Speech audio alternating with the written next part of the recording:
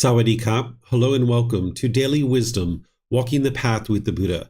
Today is our Pali Canon and English study group, and we're studying the words of the Buddha. We're in volume 10, which is titled The Buddha's Way. We're going to be studying chapters 11 through 20 today. The way that we do this program is I open up to volunteers in Zoom to be able to volunteer to read a chapter in the book. And then after someone reads a chapter, I'll share some teachings on that. And then I'm going to open up to any and all questions that you guys have. Whether you're joining in Facebook, YouTube, or Zoom, you can ask questions by putting that into the comment section, and I'll be able to see that. Or if you're in Zoom, you can electronically raise your hand, unmute your microphone, and ask any and all questions that you like. So thank you for joining. Welcome, whether it's your first time or you've been joining regularly. I see that Marcy has volunteered to read this first chapter. So if you'd like to go ahead, ma'am. Thank you, Teacher David. 5 future dangers in the way for consideration. Monks, there are these 5 future dangers in the way of reflecting on which the diligent, dedicated, determined monk, forest gone, ought to live just to attain the unattained, to master the unmastered, to realize the unrealized. What 5? Take the case of the monk who reflects thus. I am now young, a mere youth, black hair, endowed with the beauty of youth, in the prime of life. But there will come a time when old age shall touch this body, and when grown old and overcome by age, it is not easy to attend to the Buddha's teachings. It is not easy to retreat to the forest wilderness. Before that comes to me, unwished for, undesirable, disagreeable conditions comes upon me. Let me in advance arouse energy for the attainment of the unattained, to master the unmastered, to realize the unrealized. Then when I'm in that condition, I will reside at ease, even though I am old. This is the first future danger to consider, which is enough for a monk to reside diligent, dedicated, determined for the attainment of the unattained. Again, he reflects, I have health and well-being, a good digestion which is neither too cold nor too heated, but moderate and suitable for striving. But there will come a time when sickness shall touch this body, and sick and ill, it is not easy to attain the Buddha's teachings. It is not easy to retreat to the forest wilderness. Before that comes to me, unwished for, undesirable, disagreeable condition comes upon me. Let me in advance arouse the energy for the attainment of unattained, to master the unmastered, to realize the unrealized. Then when I am in that condition, I will reside at ease, even though I am sick. This is the second future danger to consider, which is enough for a monk to reside diligent, dedicated, determined for the attainment of the unattained. Again, he reflects, food is now plentiful. There has been a good harvest, and food is easy to get, and it is easy to keep oneself going by gathering. But there will come a time when there is famine, bad harvest, and difficulty in getting food, when it will be hard to keep oneself going by gathering. And in the time of famine, people will move to where there is plentiful food, and there one will dwell in living conditions that are congested and crowded. It is not easy to attend to the Buddha's teaching. It is not easy to retreat to the forest wilderness. Before that comes to me, unwished for, undesirable, disagreeable condition comes upon me. Let me in advance arouse energy for the attainment of the unattained, to master the unmastered, to realize the unrealized. Then when I am in that condition, I will reside at ease, even though food is not plentiful. This is the third future danger to consider, which is enough for a monk to reside diligent, dedicated, determined for the attainment of the unattained. Again, he reflects, now men reside in friendly fellowship together, blending like milk and water, without disputes, but viewing each other with eyes of affection. But there will come a time of fear of robbers, and the people of the countryside will mount their vehicles and flee.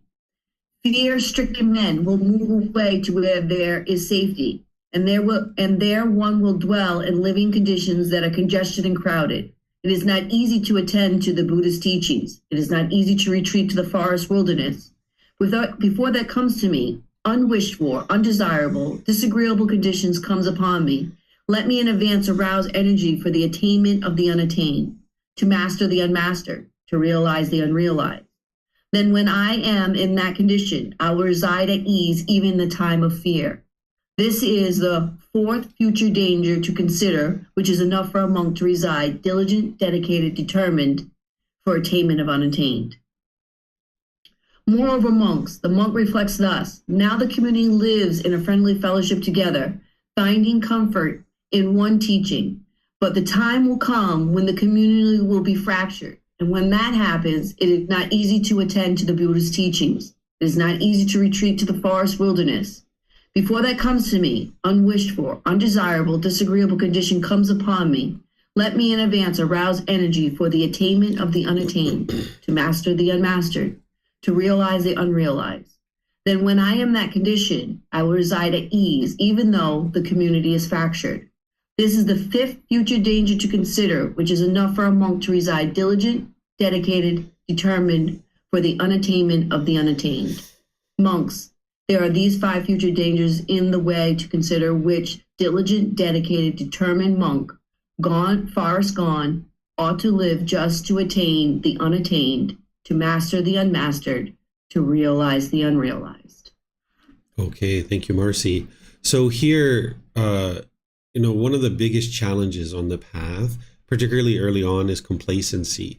That this unenlightened mind that's in the darkness, that's disgruntled, angry, frustrated, having difficulties in relationships, maybe blaming the outside world for all the problems that they're experiencing.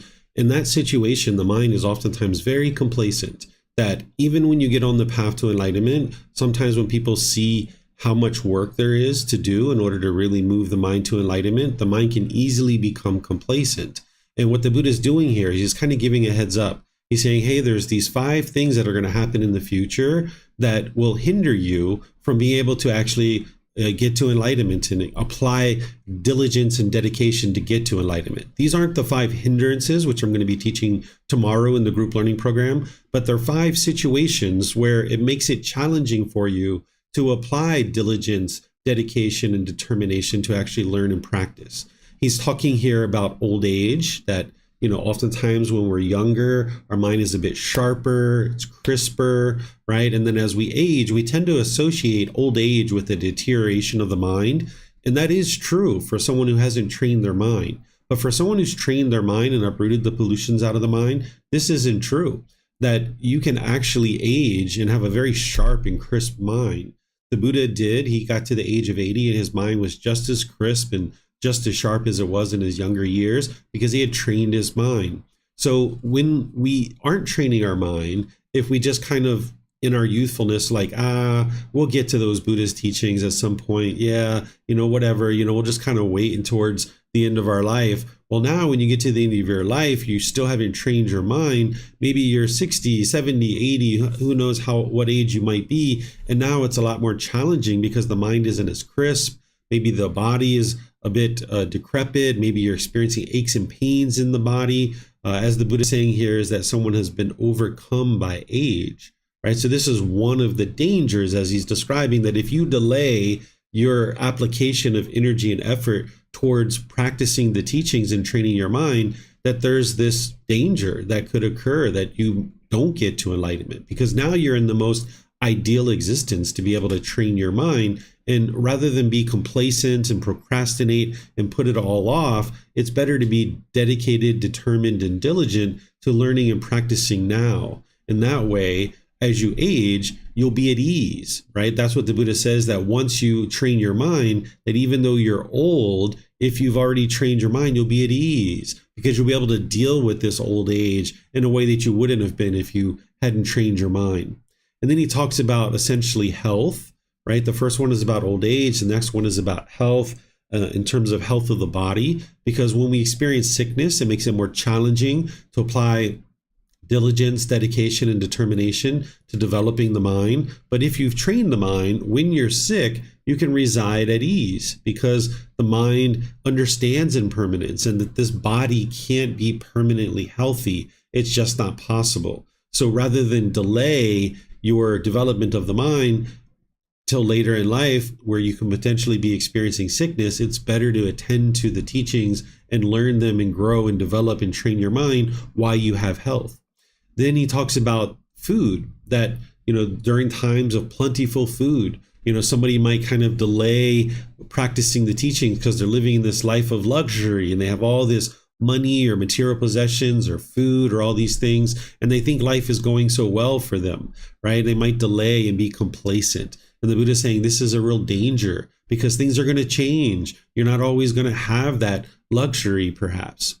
Then he talks about friendly fellowship, because during the lifetime of the Buddha, there were various people that were teaching, and he was just one of those teachers. And not everybody understood that he was a Buddha. So other people were studying other places. And in the household practitioners, they were actually practicing the teachings too, but they were also, some of them were learning with other teachers. So during a period of time where your community, meaning like your neighborhood, your neighbors, where everybody's kind of friendly and having this fellowship, and there's not much fear of robbers and crime and stuff like this, the Buddha is saying, hey, this is an ideal time to be able to learn and practice the teachings because you don't have to worry about robbers coming to steal the things that you're possessing and the things that you have. So attend to your mind, attend to developing your mind, that don't delay it.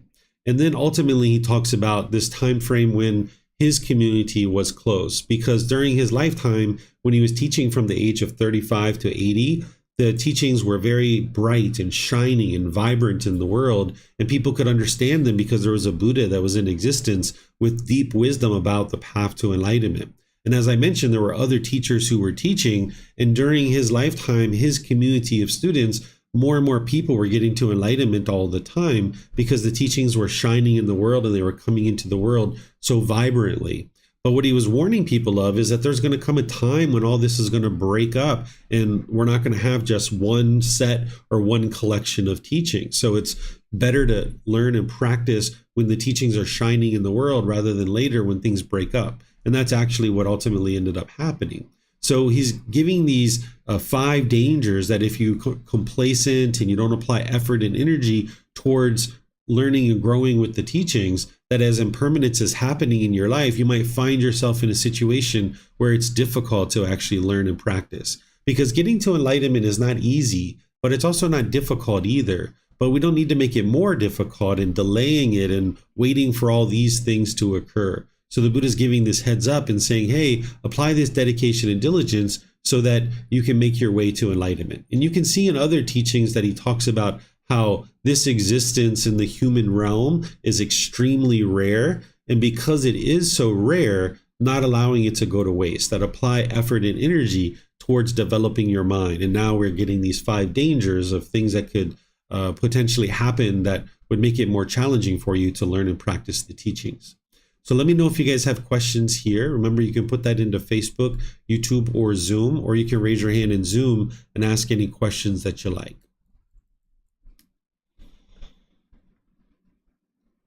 Just going to check Facebook and all of our platforms here, see if we have questions. Okay, I don't see any questions anywhere, so we'll go to chapter 12. Is there someone who would like to read this one? Okay, it looks like Pat would like to read this one. Go ahead, sir. Do not decline continued struggle. 2 things, monks, I have realized. To never be complacent with skillful qualities and not to shrink back from the struggle. Without shrinking back, monks, I struggle on thus. Gladly would I have my skin and sinews and bones wither and my body's flesh and blood dry up, if only I may hold out until I win what may be won by human strength, by human energy, by human striving. It was by diligence that I achieved awakening, and by diligence that I won the supreme freedom from bondage, enlightenment. And you too, monks, do not decline the contest, but struggle on, saying to yourselves, gladly would I have my skin and sinews and bones wither and my body's flesh and blood dry up, if only I may hold out until I win what may be won by human strength, by human energy, by human striving. Then you too, monks, in no long time shall win that goal for which the householders rightly leave home for the homeless life, even that unmatched goal of righteous living, realizing it for yourselves, even in this very life, and having reached having reached it, you shall reside therein. Wherefore I say unto you, monks, thus must you train yourselves. We will not decline the contest, but will struggle. Thank you. Okay, thank you, Pat. So as I was mentioning in the previous discourse, where I was providing my explanation, is the unenlightened mind tends to be very complacent. That even though the person, right, because there's the body, there's the mind, and then there's the person. The combination of the body and the mind we call the person. The person might be like, hey man, I'm tired of dealing with this unenlightened mind, this anger, this frustration, this agitation, this annoyance, this stress, the anxiety. And the person's like, hey man, we got to get this mind trained.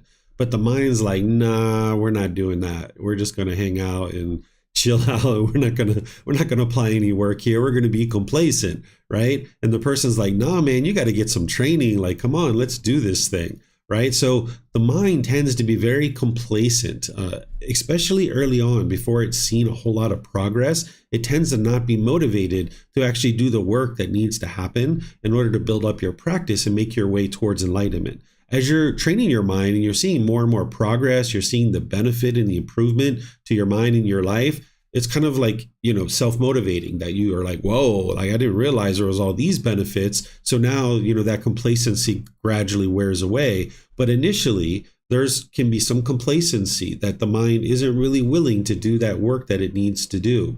And when it's meeting with certain struggles or certain challenges or certain issues, whether it's on the path to enlightenment or in other parts of your life, as the mind is experiencing struggle, the unenlightened mind being complacent will tend to run away from that.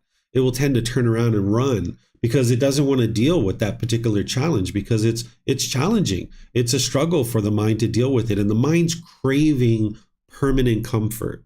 So when you experience things that are uncomfortable to you, that's because the mind lacks a certain amount of wisdom. There's certain wisdom about the natural laws that the mind just doesn't understand the world that it lives in. So as long as the mind runs away from the struggles that it faces, you're just ensuring that those struggles are going to continue to repeat because you haven't provided the mind the opportunity to cultivate the needed wisdom that it needs to overcome that obstacle, or overcome that challenge, or overcome that struggle.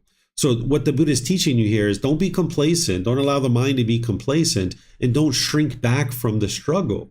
Because if you shrink back, meaning run away from the struggle, you're just ensuring that struggle is going to repeat over and over and over again because you didn't allow the mind to cultivate the wisdom to overcome it. So now the next time that particular challenge is on the horizon, you're going to struggle again. And if you keep running away from the struggles, then you'll never actually cultivate the needed wisdom to overcome it. So whether it's about the path to enlightenment, whether it's any aspect of the path to enlightenment, or even in your personal or professional life, if you're noticing any kind of struggle or challenge that your mind is like, I don't want to do that. Instead of running away or shrinking back from that, I encourage you to turn around and walk towards it. That's essentially what the Buddha is teaching you, is don't shrink back from the struggle. Face the struggle, walk towards it, because that's where your mind will be able to cultivate the wisdom and it'll be able to overcome that. So then in the future, when that same particular challenge is on the horizon, it's like, hey, easy peasy, lemon squeezy, right? This is what my son says. Easy peasy, lemon squeezy. Like, we can handle this so easy because you've got this wisdom that's in your mind and you can easily walk through that particular challenge. So the Buddha is explaining how it's this diligence that is really going to see you through to enlightenment. That's how you're actually going to make your way. That if you become complacent, if you're shrinking back from the struggle, if you're procrastinating on the path, it's not going to lead to your enlightenment. You need to really be active. You need to be ambitious and enthusiastic without craving, desire, attachment, gradually walking towards this gradual training, gradual practice, and gradual progress. So the Buddha teaches you to face that struggle, right? He even calls it a contest, right? That the mind is kind of facing this test. What are you going to do? You feel uncomfortable. You don't have the wisdom you need to overcome that. Are you going to run away from it and just make sure that it keeps repeating over and over? Or are you going to face it and walk through it and now cultivate the wisdom so the next time that you see that particular challenge, you can easily address it? And it's not difficult anymore. It's not even a struggle the second, third, fourth, or fifth time that you see that particular thing because you've cultivated the wisdom that you need. So let me know what questions you guys have here on this one. It's titled Do Not Decline, Continue the Struggle. Okay, looks like Leo has a question. Go ahead, sir. Yeah, I just realized that in the past days and weeks, I'm really got really complacent. I'm really in this complacent state, and I find my mind find all these excuses to stay in bed and play Call of Duty and all these games and so on. What wanted I to say? I just realized that even I'm learning with you for about a year, I think, that I'm back in this very complacent state right now. You have ideas why is that the case? I don't saw the weeks or months before that strong, but I don't feel very discontent or something. It's not that I like really angry with me or I have a lot of stress or something like that. I don't have this, but it's just very complacent, chilling. I have nothing to do right now, right? I wasn't walking or something like this. So the last week, so yeah, just have nothing to do and chill out and play games and so on. Yeah, the mind's going to go through these different waves, right? Where oftentimes you notice complacency, you deal with it, and you're experiencing dedication and determination on the path, and you might convince yourself like, that's gone, it's done, right?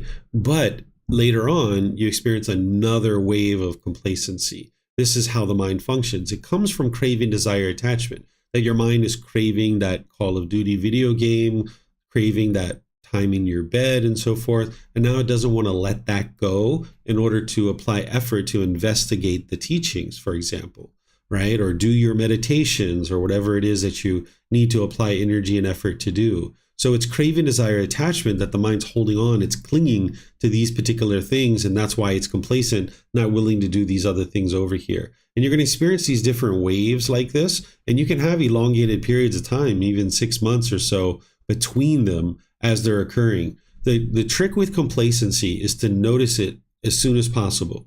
If you allow complacency to go on for multiple days or even weeks, it's a lot harder to come out of that complacency. Whereas if you can catch it early on, like if you're observing your mind with mindfulness and you're noticing within the first day or 2 or 3 that your mind is headed towards complacency, you can apply effort and energy to arise the enlightenment factor of investigation, where you're starting to investigate the teachings through reading, coming to classes, watching videos, scheduling personal guidance, listening to the podcast, things like this. So it's craving, desire, attachment that's causing it, but you can apply right effort to eliminate it through arising the enlightenment factor of investigation, and catching it as early as possible is what you would like to do.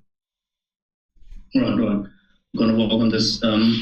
Is it maybe also because I don't have a job to do? I think this is also a reason why the mind gets easily complacent.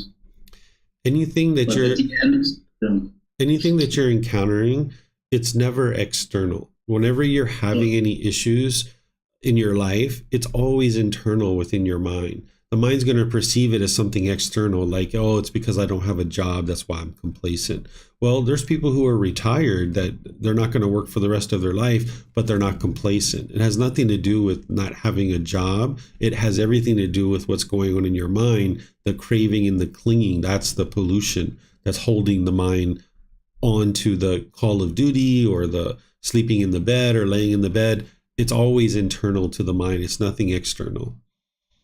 Right. Okay. Yeah, thank you. Yeah, you're welcome. Okay, so we'll go to the next one, which is chapter 13. Is there someone who would like to read this one? Oh, it looks like Marcy's volunteered again. Go ahead, ma'am. Yes, Teacher David, I did have one quick question on the last chapter about complacency before I read, if you don't mind. Sure. So when the Buddha speaks about complacency, is it the complacency that is towards the teachings and being a part of the community in that? It's not more like complacency of like, okay, like I have chores to do, but I'm going to sit down and just chill out and relax for a little while, or you know what I mean? Like you're,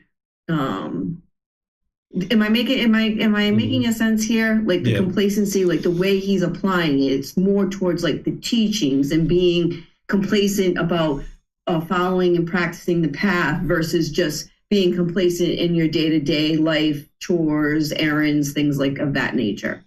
He talks about all those things because he talks about how you need to be diligent in your duties and your responsibilities in your day-to-day life. He talks about that in other discourses. When he describes complacency, he goes all the way down to the level of detail that he says that if you're having an unwholesome thought in your mind and you do nothing about it, you're complacent, right? So, we can understand complacency like you're not reading, you're not coming to classes, you're not meditating. Yes, it's also complacency when you're not, doing your household chores, you're not willing to go to work. This is like the dullness, the lethargic condition. All of that is complacency. But, there's complacency towards growing on the path. And then there's complacency in our personal and professional life too. And that's not going to move your life forward, because that's what you're doing on the path to enlightenment, is moving your life forward. But he talks about it all the way to the levels. If you have an unwholesome thought in your mind and you do nothing about it, that's complacency. So if you have ill will that comes up, or you have conceit, or if you have any other thing like that, any of the unwholesome qualities that he teaches you to eliminate, if you're not cutting it off and letting it go, or you're not looking at the proactive methods to eliminate that, then you're complacent in that situation. Thank you, Teacher David. I appreciate that explanation. Yeah, you're welcome. Okay, so let's go to this next one. Were you interested in reading this, Marcy? Yeah, okay. Absolutely. Final knowledge is achieved by gradual training. Monks, I do not say that final knowledge, wisdom, is achieved all at once. On the contrary, final knowledge is achieved by gradual training, by gradual practice, by gradual progress. And how does this come to be gradual training, gradual practice, gradual progress? Here, one who has confidence in the teacher visits him. When he visits him, he pays respect to him. When he pays respect to him, he gives ear. One who gives ear hears the teachings. Having heard the teaching, he memorizes them. He examines the meaning of the teachings he has memorized. When he examines their meaning, he gains a reflective understanding of those teachings. When he has gained a reflective understanding of those teachings, enthusiasm springs up in him. When enthusiasm has sprung up, he applies his will. Having applied his will, he investigates. Having investigated, he strives. Purposely striving, he realizes with the ultimate truth and sees it by penetrating it with wisdom. Okay, thank you, Marcy. So this is a great discourse. If you've ever been taught or you've heard the myth that the Buddha sat under a tree, he meditated and instantly got to enlightenment, you can see that that's not actually true. He says it right here in his own words, that it wasn't all at once that he attained enlightenment. In places that don't understand this teaching and they don't have these words of the Buddha, they will tend to be very heavy on meditation. You will go to places where they're meditating 8, 10, 12 hours a day, thinking that they're going to meditate their way to enlightenment. Even though you can't do this, if you meditated for 23 hours a day and you went outside for an hour and you were bitter and harsh and hostile to people, you're not anywhere close to enlightenment in that situation. And you haven't had the wisdom to be able to fully transform the mind, that maybe this person's meditating for extended periods of time, but their moral conduct isn't matching what they're actually doing in their meditation practice. So sometimes when people talk about their practice, they tend to be referring to their meditation. They'll say, oh, I'm going to spend a lot of time over the next week practicing. And they're referring to meditation. But your practice is a life practice. Like right now, just being polite and respectful to other students in the class and to the teacher, and things when you're walking outside or if you're riding in a car and you let somebody into traffic. This is your practice.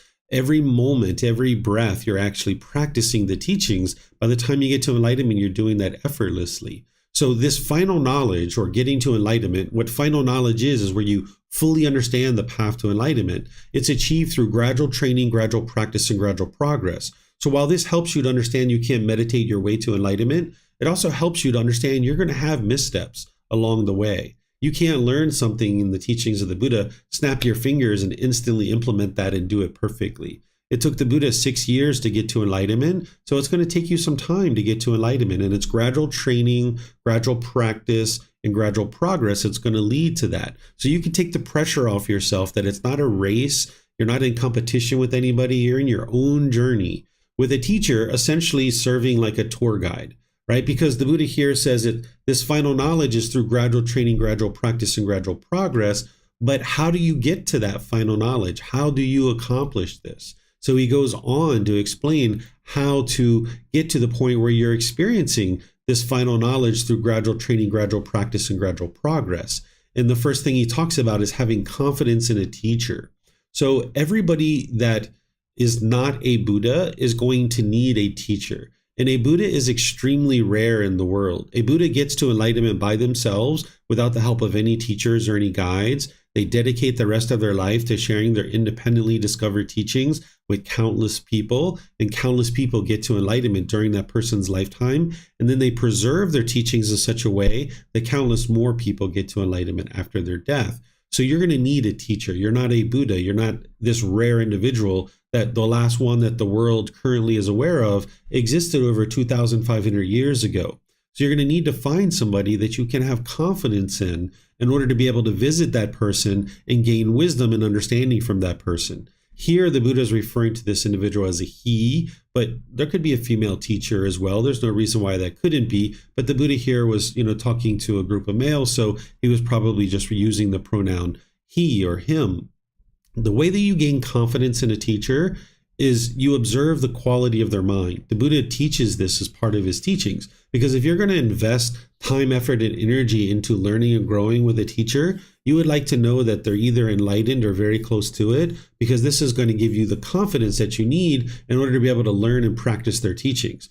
And whatever's going on in that person's mind, the teacher's mind, whatever qualities that they've cultivated, you should aspire for those same qualities. So the Buddha teaches you to observe their mind without, ego, without conceit, without judging this person and looking down on them. But he gives you guidance to see if this individual has a muddled mind. If someone has a muddled mind, it means that their mind is still polluted, that they're lacking concentration. For someone who's practiced the teachings very closely, then they've purified their mind, or they're very close to having purified their mind, so they will be able to speak about the teachings with ease, and you'll see that their mind will be performing more and more optimally, that it'll be focused and concentrated, they'll have clarity of mind and deep memory. You'll be able to see in no situation are they ever angry, frustrated, agitated, annoyed, even the slightest little frustration. They don't even have that slightest little bit in their mind. This is someone who's enlightened, because the Buddha talks about how it would be very difficult to share these teachings if you weren't enlightened, if you hadn't purified your mind. So the way that you do this is you look for certain qualities, that this individual is polite and kind and friendly and respectful. They're willing to teach all people. They have loving kindness and compassion for all beings. This individual is sharing without charging any kind of fees, because if somebody is charging a fee, they haven't understood how these teachings need to come into the world. If someone puts a fee on their classes, like say $1,000 for a week-long retreat, well, in this situation, the people that need the teachings the most, people that are maybe disadvantaged, impoverished, maybe they're having generational poverty, and it's very hard for them to come out of that. In this situation, if you had a class that had $1,000 for a retreat, right away you've priced those people out. And these are the people that are struggling the most in the world, that could use these teachings the most. So an individual who's sharing these teachings that is either enlightened or close to it, they would understand that they would like to service all people, and putting a price tag on a class isn't going to allow you to do that. It also doesn't allow the students to practice generosity, which is what they need to do in order to be able to get to enlightenment. So you should see these certain indicators that are going to help you to see that this person is practicing the teachings, sharing them in a way that's going to be beneficial for you. And now you can have confidence in that individual without judging them, without looking down on them or anything like that. But you can gain this confidence to see how their mind's performing well. And now the Buddha says it's important to visit this person. And when you visit them, he talks about paying respect to them. The reason why is because, like I mentioned, anybody who's sharing these teachings, in the way that the Buddha taught, they wouldn't be charging for their help and their guidance. So this person is helping you out of the kindness of their heart, right? So to go in and be impolite, unkind, unfriendly, and disrespectful to the very person who's interested in helping you, it would be very unwise to do that, because this individual who has motivation and ambition to help you, if you're disrespectful to them, this person might decide to not teach you, right? The teachings are available to anybody and everybody, but if someone's being disrespectful, the Buddha teaches you that it would be unwise to teach this person. Essentially, just kind of ignore this person and go away from them. So if you're going in to meet with a teacher who you have confidence in, it's important to pay respect to this person, because all too often in some societies, we don't respect teachers. And because we don't respect teachers, then less and less people are interested in teaching. So now the society becomes less and less wise because there's less and less people interested in sharing teaching, whether it's the teachings of the Buddha or any other topic like electrical work or carpentry work or any kind of wisdom that is coming into the community is beneficial to the community. So if we don't pay respect to teachers, less and less people are interested in teaching, and now society as a whole becomes less and less wise, and there's more and more struggles because there's a lack of wisdom in the community. Then once an individual has this confidence and they're paying respect to the individual, the Buddha teaches to give ear. What he means by this is he calls it listening with eager ears. He talks about this in other discourses, that when you're learning the teachings, you should have eager ears where you're not just sitting back, looking at your phone, surfing the internet, looking at different things, and just kind of, having this kind of class in the background. Instead, you would like to eagerly listen to the teachings, and that's giving ear. And now, having heard the teachings through having this eager ears, you then start memorizing the teachings. There's kind of two teachings nowadays that you need to memorize: the Eightfold Path, independent origination. All the other teachings you need to understand and you need to implement them in your practice. But in terms of memorizing, the only two that we really need to memorize are the Eightfold Path, independent origination. Where during the lifetime of the Buddha, you had to memorize all the teachings because there weren't any books or videos or podcasts or audiobooks. So nowadays we can use those things to gain our understanding. So you're going to need to hear the teachings and then memorize the teachings, essentially internalizing them.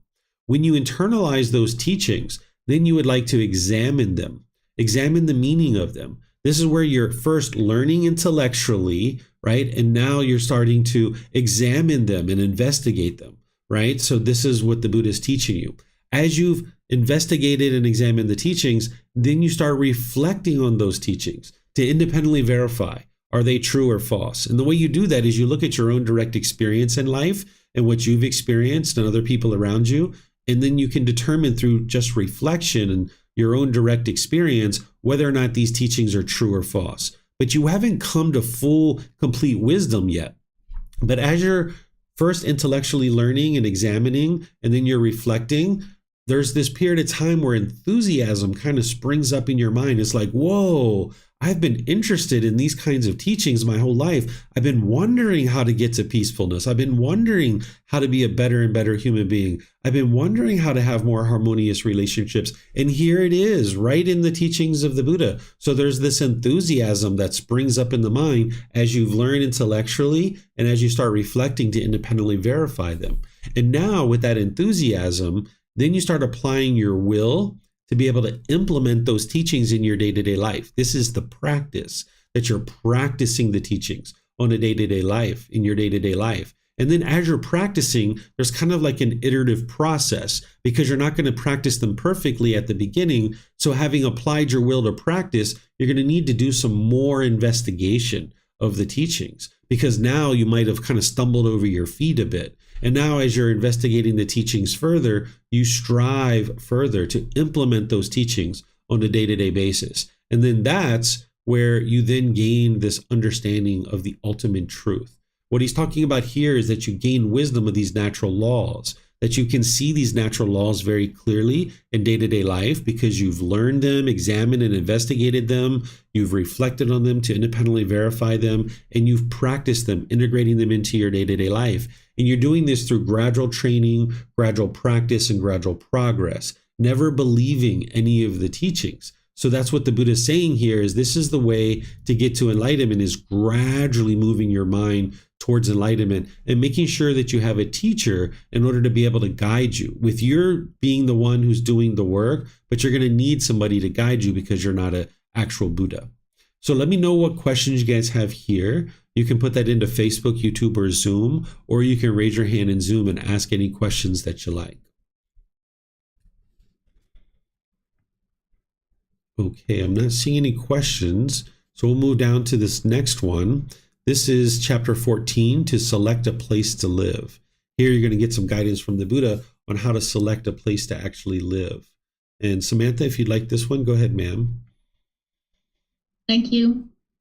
To select the place to live. Here monks, a monk lives in some jungle thicket. While he is living there, his unestablished mindfulness does not become established. His unconcentrated mind does not become concentrated. His undestroyed taints do not come to destruction.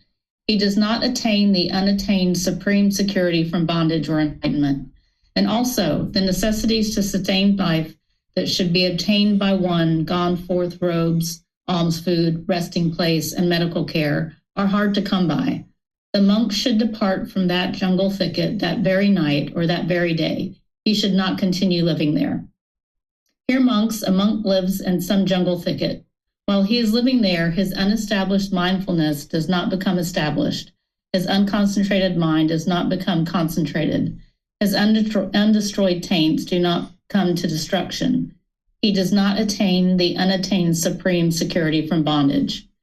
Yet the necessities to sustain life that should be obtained by one gone forth, robes, alms food, resting place, and medical care, are easy to come by. The monk should consider thus: however, I did not go forth from the home life into homelessness for the sake of robes, alms food, resting place, and medicinal care. Having reflected thus, that monk should depart from that jungle thicket. He should not continue living there. Here monks, a monk lives in some jungle thicket. While he is living there, his unestablished mindfulness becomes established. His unconcentrated mind becomes concentrated. His undestroyed taints come to destruction. He attains the unattained supreme security from bondage. Yet the necessities to sustain life that should be obtained by one gone forth, robes, alms food, resting place, and medical care, are hard to come by.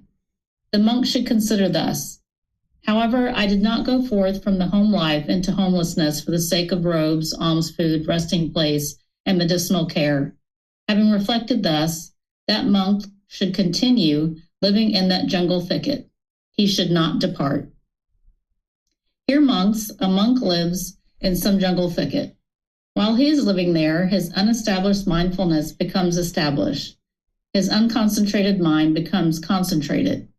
His undestroyed taints come to destruction. He attains the unattained supreme security from bondage. And also, the necessities to sustain life that should be attained by one gone forth, robes, alms food, resting place, and medical care, are easy to come by.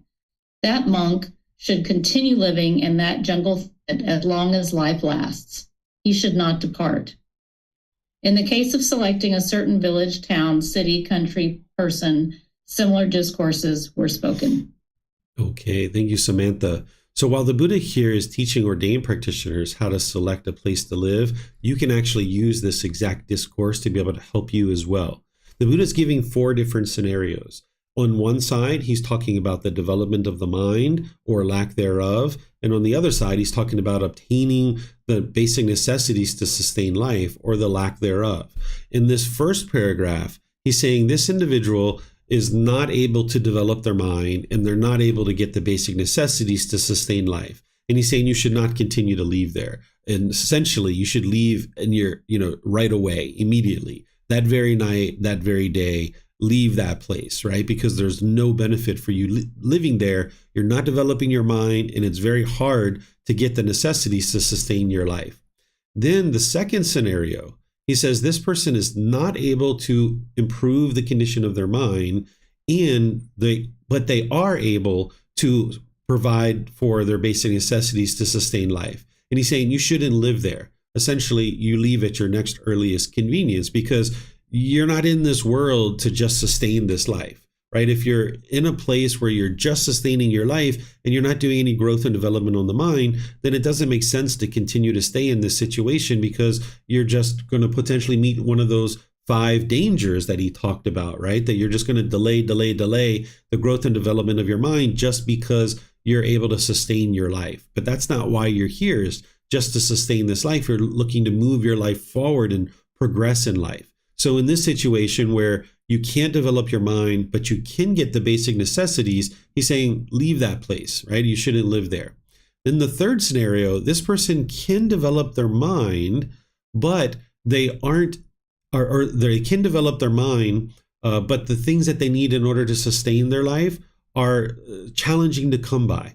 And he's saying, in this situation, you can live there, right? Like you can stay in this particular situation because you're not here just to sustain your life. If you're able to develop your mind, but you're not able to get the basic necessities, you're still making progress and growth. Essentially, what he's doing here is he's prioritizing the development of your mind, right? That's the ultimate priority in this life. But then this fourth scenario is the most ideal, that you can actually grow and develop and improve the condition of your mind, and you can get the basic necessities that you need in order to sustain your life. And in this type of situation, he says you can live there until the end of this life. You shouldn't depart, right? Because you're getting everything you need, development of your mind and the necessities to sustain your life. So you can apply this to all parts of your life. You know, whether you're an ordained practitioner, your household practitioner, you can apply this in those situations. So if you're looking for a place to live, or you're trying to contemplate whether where you're currently living is beneficial for you or not, you can look at these things. You know, can you develop your mind? Yes or no? Are you getting the things that you need in order to sustain your life? Yes or no? And now you can make a wise decision about whether you should stay there or whether you should leave. So each individual person is going to find a different place that is suitable for them. It's not going to be the same place for everybody, because you need to be able to find these aspects to be able to develop your mind and sustain your life in a straightforward and easy way. So let me know what questions you guys have on this chapter. You can put that into Facebook, YouTube, or in Zoom. Okay, looks like Samantha might have a question. Go ahead, ma'am. Hi, Teacher David. I don't really have a question. I just have a comment on your further explanations that you have for this chapter. Mm-hmm. I think it's really beneficial how you noted how I think you just now alluded to it, but how you could apply this to your job, to relationships, to various things where you're getting one thing but not another thing.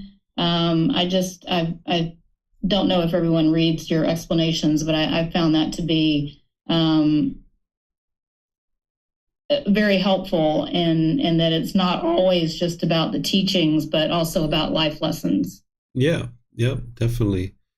Yeah, I don't remember putting that in there, but obviously I did. But it sounds like something I would write. Here it is, right here. Yep. Thank you for pointing that out. Okay, let's see if somebody is interested in volunteering for chapter 15.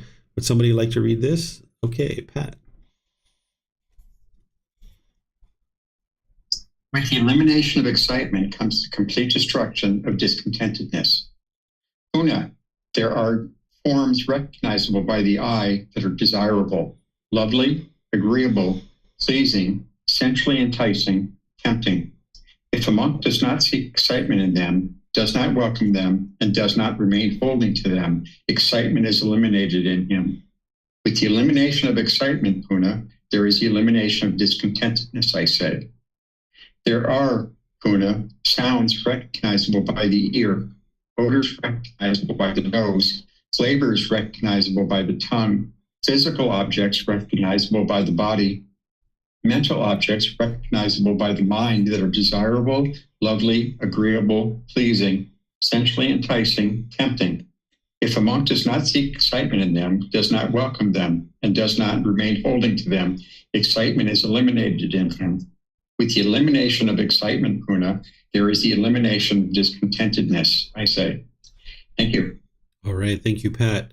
So whenever we're talking about sensual desire, which we just came out of that book of the 6 sense spaces in volume 9, and now this is a chapter that was most likely in that book as well. Whenever we're talking about sensual desire, the Buddha's always reminding you to make sure you eliminate this conditional pleasant feelings, because that's the real key to eliminating the painful ones. As I've said before, it is very intuitive to understand that you're eliminating anger, sadness, frustration, irritation, annoyance, guilt, shame, fear, stress, anxiety, boredom, loneliness, resentment, jealousy. These feelings are all, uncomfortable for the mind to experience. But the idea of eliminating happiness, excitement, elation, thrill, exhilaration, euphoria, the mind initially is like, what are you talking about? Why would I ever be interested in doing that? Well, you always need to remember that what he's talking about is conditional pleasant feelings, that the mind can only be excited when this particular thing is happening, right? If you can only be excited when you hear your favorite music, whatever that is, and then when you hear any other kind of music, you're frustrated and agitated, your mind is bound up. Your mind is not liberated. It's not free. It can't be happy and joyful. It can't experience those qualities of mind unless this particular music is playing.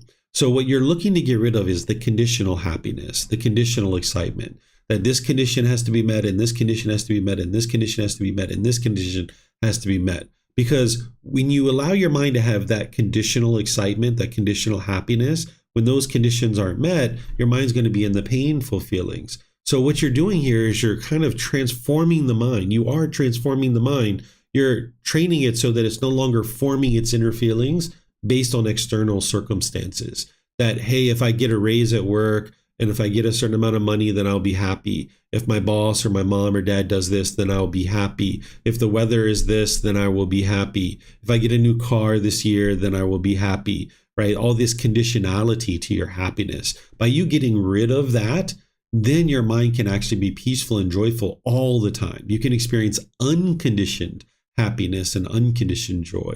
So the Buddha is helping you to understand that don't allow the mind to get those conditioned pleasant feelings like excitement, because if you do, then it's going to experience the painful ones. Now, when we talk about this, sometimes people are like, man, being enlightened must be so boring. You must be so mundane. You must be so flat. It must be like a robot. The answer to that is no, that's not true. It's just that the quality that you're experiencing, the quality of mind, the mental state, the mind is always cheerful. It's always bright. It's always uplifted. There's always gladness in the mind. There doesn't need to be any condition met. So the mind is always uplifted. So when we talk about getting rid of conditional excitement so that you don't experience the painful feelings, the unenlightened mind can see these two extremes, but it doesn't understand that there's this middle. The middle is where the mind is always uplifted and joyful and cheerful and glad. And there doesn't need to be any condition met for that to occur. Whereas if you can only be excited when it's sunny outside, then when the sun's gone, you're angry or frustrated. But what you would like to be able to do is train your mind that if the sun's out, or it's raining, or it's sleeting, or there's a hurricane coming, or whatever it is, you can maintain your joy and your happiness regardless, right? No matter where your bank account balance is, you can be happy regardless. No matter what mood your life partner is in, no matter what mood your boss is in, no matter what mood your coworkers are in or your children, no matter whether your children come home with good grades or bad grades, you can maintain your joy. You're not joyful because of the bad grades. You're not joyful because mom died. That would be conditional, right? You're joyful, you're happy despite these things. Your child comes home with grades that you would prefer them not to have, you can maintain your happiness, but now we need to talk about this and we need to understand it so we can make wise decisions to improve it. Your mom or dad or somebody close to you dies, you're not joyful because they died, you're joyful despite that they died. You can keep your mind uplifted because you understand that all that is being experienced here is impermanence. It's just change, that this is a natural part of life, that you don't have to feel miserable just because somebody has died. That's not something that an enlightened mind will experience. So you don't have these ups and downs and ups and downs. And then people like, oh, you must just be flat then. No, that's not the case. It's just you're always cheerful. You're always bright. You're always uplifted, but it's not conditional. So let me know if you guys have any questions on this. We studied this quite a bit in the previous book, but maybe some of you guys weren't here when we were studying volume 9. So let me know if you have any questions on this one.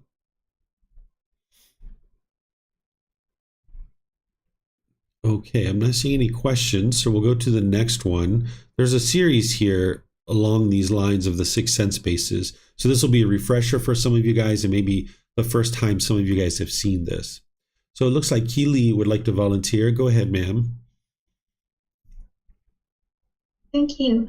The cause of discontentedness. There are Magajala forms recognizable by the eye that are desirable, lovely, agreeable, pleasing, sensually inciting, tempting. If a monk speaks excitement, pleasant feelings in them, welcomes them, and remains holding to them, excitement arises. When there is excitement, there is craving and desire. When there is craving and desire, there is bondage. Bound by the fetter of sensual desire, Magajala. A monk is called one dwelling with a partner. In the case of sounds recognizable by the ear, odors recognizable by the nose, flavors recognizable by the tongue, physical objects recognizable by the body, mental objects recognizable by the mind, the causes are similar to that of forms recognizable by the eye. That's all. Thank you. Okay, thank you, Keely. So the cause of discontentedness is this craving, desire, attachment, the mind longing, yearning. If the mind gets what it wants, it's happy, it's excited, it gets those pleasant feelings. If it doesn't get what it wants, it gets those painful feelings like anger, sadness, and frustration. And in this case, the Buddha is calling this bondage because the mind is bound up by its central desire. It can only experience pleasant feelings if its cravings are being met, but then you experience the painful ones when your cravings aren't being met. So the Buddha refers to this as one dwelling with a partner because you're having to feed this monster of central desire. If you've ever remembered back to times when maybe you had extensive amounts of craving, it's very expensive to feed this monster, right? You got to get new shoes every so often. You got to get a new phone, new car, new furniture, new jewelry, new vacations and holidays and trips and clothing and all these different things. The mind's just chasing after all these things, and it's a lot of work. And you're feeding this monster, and the monster just gets bigger and bigger, right? But when you're learning how to eliminate your central desire, living within your means and providing for your needs that you have in life, now you can get unbound. You can get free. And that's why we call it liberation. Because to go around and chase all your cravings, the mind is all bound up, right? And it's very difficult to go around and continue to chase your cravings. And it's also very expensive as well. So let me know if you guys have questions here. This is, again, just kind of a refresh from things that we studied in the 6 sense bases.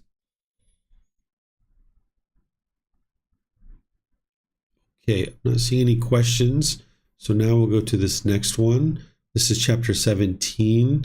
This is very similar. Actually, I don't know that we need to read this one. This is essentially very similar to what we've been reading these last 2 chapters. It's, again, just focusing on the conditioned pleasant feelings, making sure that you understand not to welcome them, the conditional feelings, right? The conditional pleasant feelings, not to welcome them and hold on to them. Train your mind to cut off and let go. There's going to be bodily sensations with any discontentedness that is arising, whether it's pleasant, painful, or neither painful nor pleasant. So if you can notice those bodily sensations, including with the pleasant feelings, you can cut that off and let it go. That's going to really help you to be able to get rid of these conditioned feelings where the mind doesn't have to keep experiencing the anger and frustration and sadness over and over.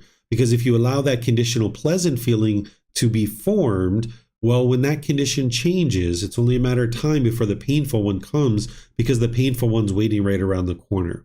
So this is chapter 17. I don't know that we need to read that one. This one is very similar as well. The Buddha is just saying, eliminating these conditional pleasant feelings. This is where the mind's going to get to liberation, because you're eliminating craving, desire, attachment. So this is essentially the same thing. And here he's just talking about make sure you understand impermanence of all these things that you're coming in contact with. Because you're going to have contact through the eyes, ears, nose, tongue, the body, and the mind. And if you understand all these things are impermanent, and if you allow your mind to latch on to it, well, that means your happiness is impermanent too, because you're forming your happiness based on this impermanent thing. So if you understand all these things are impermanent, then the mind has less interest to chase after these things. Okay, so now chapter 19, this is the suitable way for attaining nibbana or enlightenment. And looks like Samantha would like to volunteer. Go ahead, ma'am. I have a question first about chapter 18. I didn't get my hand up quite in time. Sure. You have a sentence in your explanation about the enlightened mind will still experience fun and joy.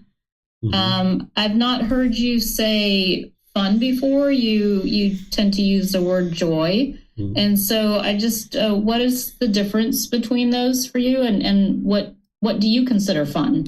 Yeah, fun is like the activity, like there's joy in the mind, but there's plenty of fun in everything that you're doing. So for me, the fun that I have is I hang out with my son, sometimes we play video games, we take these little short trips around Thailand, especially now that we have this car, we can go around for very inexpensively and do these things. I have fun talking about the teachings. I have fun when a student is learning and growing and developing. This might sound strange to some of you guys, but I even have fun when students, they don't like to study with me, right? There's occasions, very rare these days, but there's occasions where people are like gossiping and slandering and bitter and harsh and hostile about the things that I'm doing. They're angry with me because I'm sharing these teachings perhaps, and they don't understand them, so therefore they get angry. That's even fun for me. Not like, aha, wow, like look at this is so fun. It's kind of like fun in terms of wow, look, here's a person that needs help and they're not willing to get that help. And it's fun for me to know that I'm sharing the teachings in a way that's helpful. And it's fun to confirm that, yeah, these teachings are true, that some people are going to love you and some people are going to hate you. And that's the impermanent nature. And it's fun to be able to know these natural laws and be able to navigate the world with ease. So the joy is a mental state where the mind is just always joyful. The fun is like some activity that you're doing, that you're having joy while you're doing it, and it's actually fun to actually do this thing. But by the time you get to enlightenment, everything's fun. Even when you go to the bathroom and you're taking a shower and you're defecating, there's not any kind of mundane task that you're doing anymore. Even just washing dishes or scrubbing the floor, you'll find a way to have fun doing these kinds of things. The mind is just always bright and cheerful and uplifted. Okay, thank you for that. I just hadn't heard the word fun before, so it got my attention. Yeah, there's lots of fun. If getting to enlightenment was like boring and mundane and you were just kind of like even keel all the time, like people wouldn't be interested in that. But when you experience this brightened up mind, you'll be able to see there's plenty of fun in everything that you're doing. Okay, thank you. You're welcome. The suitable way for attaining nibbana, enlightenment, first discourse. Monks, I will teach you the way that is suitable for attaining nibbana. Listen to that and attend closely. I will speak. And what, monks, is the way that is suitable for attaining nibbana? Here, a monk sees the eye as impermanent. He sees forms as impermanent. He sees eye consciousness as impermanent. He sees eye contact as impermanent. He sees as impermanent whatever feeling arises with eye contact as condition, whether pleasant or painful or neither pleasant nor pleasant. He hears the ear as impermanent. He sees sounds as impermanent. He sees ear consciousness as impermanent. He sees ear contact as impermanent. He sees as impermanent whatever feeling arises with ear contact as condition, whether pleasant or painful or neither painful nor pleasant. He sees the nose as impermanent. He sees odors as impermanent. He sees nose consciousness as impermanent. He sees nose contact as impermanent. He sees as impermanent whatever feeling arises with nose contact as condition, whether pleasant or painful, or neither painful nor pleasant. He sees the tongue as impermanent. He sees flavors as impermanent. He sees tongue consciousness as impermanent. He sees tongue contact as impermanent. He sees as impermanent whatever feeling arises with tongue contact as condition, whether painful, pleasant, or neither painful nor pleasant. He sees the body as impermanent. He sees physical objects as impermanent. He sees body consciousness as impermanent. He sees body contact as impermanent. He sees as impermanent whatever feeling arises with body contact as condition, whether pleasant or painful, or neither painful nor pleasant. He sees the mind as impermanent. He sees mental objects as impermanent. He sees mind consciousness as impermanent. He sees mind contact as impermanent. He sees as impermanent whatever feeling arises with mind contact as condition, whether pleasant or painful, or neither painful nor pleasant. This, monks, is the way that is suitable for attaining Nibbana. Okay, thank you, Samantha. So here, this is just kind of laying down one particular teaching that you need in order to get to enlightenment. This isn't to say this is all you need. Sometimes when people see stuff like this, they're like, oh, this is the only thing you need in order to get to enlightenment. But essentially what the Buddha is doing is he's introducing one particular teaching, which is the universal truth of impermanence, that an individual needs to be able to see all these things as being impermanent. Because as I was mentioning before, if you understand these things are impermanent, then the mind has less interest to chase after it and try to get some kind of lasting satisfaction, because that's what the mind's ultimately trying to do, is chase after these impermanent things in order to get lasting satisfaction. But if you understand that you can't get lasting satisfaction after chasing these things, then you understand that this is kind of like a, it's fraught with errors, that it's unrealistic to think that you can get to permanent peace and permanent joy and permanent happiness when the mind's chasing after impermanent things. So first, let's just gonna go through this so that you can be sure that you understand what these things are that the Buddha's talking about. The eye and the ear, the nose, the tongue, the body, and the mind itself, these are what's called the internal sense base. So this is the eye, ear, nose, tongue, the body, and the mind itself. Then you've got the forms. In the case of the eye, that's what the eye is seeing, which is the forms. And then the ear is the sound, the nose is the odor, the tongue is the flavors, the body is experiencing physical objects, and the mind is experiencing mental objects. So in this case, mental object can be a thought, an idea, anything, even a feeling. There's any kind of mental objects when we're talking about it as the sixth sense bases. It can be just about anything.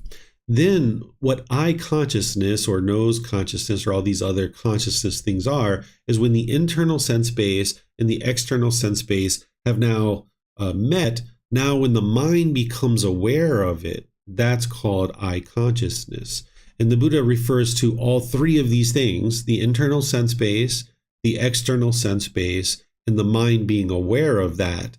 He calls that contact, right? So what he's helping you to be able to see is anything that you're experiencing through these six sense bases, it's all impermanent. The eye itself is impermanent. The physical form that it's seeing is impermanent. The awareness of that thing within your mind is impermanent. The contact that you're having to be able to see that thing is impermanent. And it's true with all these six sense bases. And now whatever feeling is arising because of that contact, that's impermanent too. So when you start to understand this, it's like, man, why would I chase after this thing? Right? Why, of course, you're not interested in chasing it, but you're also not interested in just sitting around being a lump on the log either, right? That's where you need to have these wise decisions. So it's like, yeah, that toothbrush or that new pair of shoes or that new thing, yeah, like chasing after it and forming feelings on the fact that I got a new pair of shoes, that's unwise, because this thing is just going to fade away. This happy feeling is just going to fade away, but I still need shoes. Let me go to the store and buy myself a pair of shoes, right? So you don't need to have all this excitement, all these conditioned feelings when you're experiencing that. So understanding that these things are impermanent will help you to be able to accomplish that. And that's why the Buddha is saying this is a suitable way for attaining enlightenment, is to first understand that all these things are impermanent, because your mind's chasing these things with craving, wanting them to be permanent. But you need to realize and awaken to the wisdom that they are not permanent. And that's going to be one aspect of what you need in order to be able to make your way to enlightenment, among many other things. So let me know what questions you guys have here on this chapter.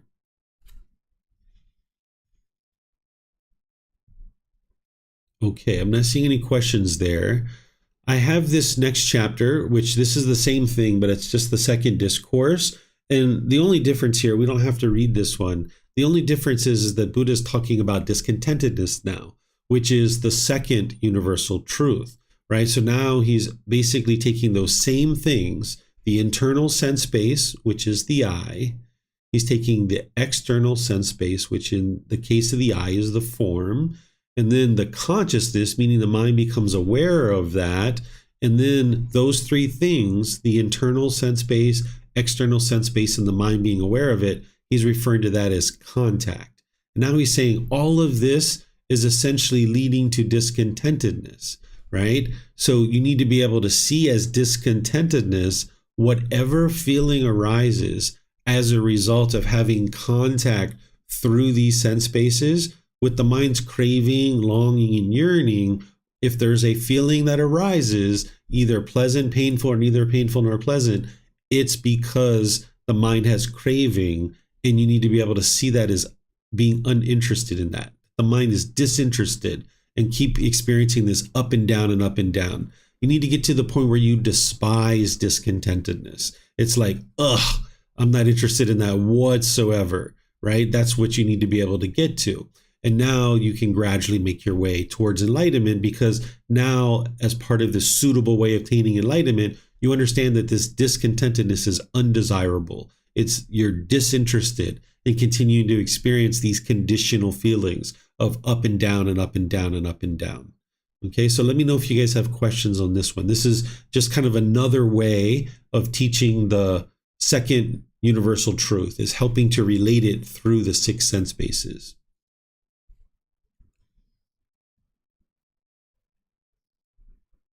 Okay, I'm not seeing any questions there.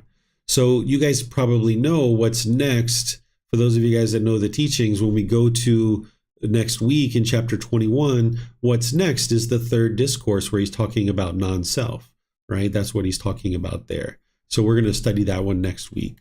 I see some hands that came up. I guess maybe you guys have questions. Is that a question, Denise? Yeah. Mm-hmm. Hi, David. Yeah, I have a question. It's with regard to giving up or realizing that discontentedness is not good enough. So, but while I realize that, and I can feel, okay, so I know that the thought to do something to bring pleasure is not the wisest way to deal with it. I find myself sometimes still struggling with sitting with the feeling of, I don't know, like I'm not unhappy, but nothing exciting is happening. Yeah. And I'm used to finding something kind of exciting to do or something interesting, but I've learned that that's not the wisest way. So like, for example, this week I had it quite a few times and I got through it, but I could feel it. And but I'm better now, because at one point I thought, well, what am I going for? Am I just going for just feeling bland? But then I got used to it. Yeah, because at one point I thought, well, I couldn't live without excitement. I couldn't not have these things to do. What would life be like? And I learned that it could be peaceful, but I still get those moments in between. Do you know what I mean? Yeah. This is where the mind's transitioning. So like at the beginning, where we're just unaware of these teachings and there's cravings, the mind is like chasing. And we don't even realize that's what we're doing, because we're off the path. We don't know these teachings, and we're just chasing all these external things to provide lasting satisfaction. We don't realize that we're chasing this unquenchable thirst, that we'll never quench our thirst that way. So now, after doing that for however many years and however many lifetimes in the past, we start learning these teachings, and we start kind of realizing that chasing our cravings is unwise. and we kind of gradually start distancing ourselves from those cravings. But while we're doing that, the mind's not getting what it wants. So it kind of feels like blah. It just kind of feels dull. And it just feels like, like that exciting stuff was actually fun. At least I had a reward at the end of it. Now you just kind of feel blah, right? And that's because the mind's not getting what it wants. The craving is still in place. The craving hasn't fully released yet. So you're kind of like in this phase 2 period where the craving is still there. It hasn't fully released. So the mind's experiencing some of those painful feelings, although it's not really maybe intense. It's just kind of like this dull blah, right? Well, then once you get past that and the cravings actually release, on the third part, the third phase, that's where the mind brightens up. And now you've kind of walked through the fire, and now you can appreciate the fresh air on the other side. Or one of the ways I talk about it is like getting out of the mafia. You know, when we got in the mafia, it was really pleasant. We had all these friends, new business opportunities. We got all this protection. Wow, all these pleasant feelings. Now, when we're considering getting out of the mafia and we're kind of trying to make our way out of the mafia, it's kind of painful and it kind of feels blah, like I'm going to leave all my friends behind. This isn't going to be a fun life anymore. But now when you actually get out of the mafia and you don't have to be tied to that anymore, now it's like, wow, look at this whole new life that I've created for myself. So that's what the mind's going through. And it needs to go through enough of that where you let go enough of those cravings, where the blah isn't there anymore, because the cravings have let go. And now the mind brightens up on the other side. And it's just a process and a transformation that the mind has to go through. Okay. So it looks like Marcy has, yeah, you're welcome. It looks like Marcy has some questions. Go ahead, ma'am. Thank you, Teacher David. So as you know, I have an elderly dog. He's 17, and I have noticed in the days to come that he's moving slower. He's getting up slower. When we go for walks and stuff, he tends to get slower. And I have done reflecting on him, and I know he's impermanent, and I know one day he is going to leave, move on to the next realm. But I do still find that the mind, and it's not even like, it's not an experience of sadness. It's just, when I leave for work, there's always that thought, like, is this going to be his last day here? And am I not going to be here when he takes that last breath? So, I'm trying to figure out, because I know taking him for walks and stuff is still good for his joints and stuff to keep him mobile, but he can't go as far as the younger dog. So there's this point where I'm like, is it okay for me, do a quick walk with him, leave him home, take the puppy? But then the mind says, what if we go on this walk, the puppy and I, and we come back and he's now passed, So there's still that little bit of clinging there. And I'm having the mind is having some difficulty to really just like kind of just let it go. And I'm not sure how to kind of do that. I understand the death reflection, and I've been doing that, but. Okay. So when you're having those thoughts, that's what you would like to cut off and let go. Like, go out for your walk with the younger dog. Go do it, even though your mind might be resistant to do it and it's still holding on. Go out and do it. And if you're noticing you're thinking about your other dog back at the house, cut that off. Look at the flowers, look at the trees, look at the clouds, and just kind of cut that off. And know that, hey, you've done what you need to do. You took care of this life. You took him out for a walk, or her. I think it's a boy, right? It's a boy, yeah. Jax. So you've taken him out, and he's, walked around for 10 minutes, 20 minutes, however long he goes. And now you've put him back in the home, and that's what he would like to do. He's not interested in any more walking. And if he dies by himself in the house, then that was what happened. Sometimes we think if we're right there when they take their last breath, that somehow this is more admirable and we've cared for them till the very end. But you're most likely not going to be there when they take their last breath. And that's okay, because when you're spending time with them, you take care of them. And when you're not, then you're somewhere else taking care of something else. And you probably will experience discontentedness with this dog because you've had it the longest. You got it before you ever knew anything about these teachings. Your mind grabbed on. You're going to probably have some sorrow and some sadness. But ultimately, you'll be able to get over that once the dog passes. But in the meantime, just try to cut off as much as you can those kinds of thoughts so that it'll be less by the time you get to the point where they actually pass. Yeah, that is most helpful, because now that you say that, I can see where I wasn't applying right effort and cutting those moments off, and I was letting them linger in the mind. So it was causing this continuous fear of that, I guess. But yeah, so I will try at this point from now on to try to be more diligent in cutting those thoughts and those feelings off when I'm not with him, and it'll all be all right. Thank you, Teacher David. Appreciate it. Yeah, you're welcome. Okay, I don't see any other questions anywhere. So what I'm going to do is just end class by thanking all of you guys. Thank you for your questions. Thank you for your interest to attend. Thank you for those of you guys that read and helped in the class. Appreciate that. Next week, we're going to be in the next 10 chapters. So that's going to be chapters 21 through 30. So we're making our way through those. So if you'd like to study those ahead of time, you're more than welcome to.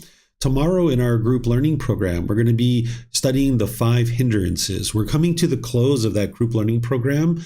And what I do in the last class of the group learning program is that I teach the 5 obstructions or the 5 obstacles that you will have in order to get to enlightenment. Because for the whole 7-month program, I'm teaching people how to get to enlightenment. And then the very last class, I'm saying, hey, this is what's going to stop you from being able to do this. So I'm going to be teaching that tomorrow at 9 a.m. and 9 p.m. in our group learning program.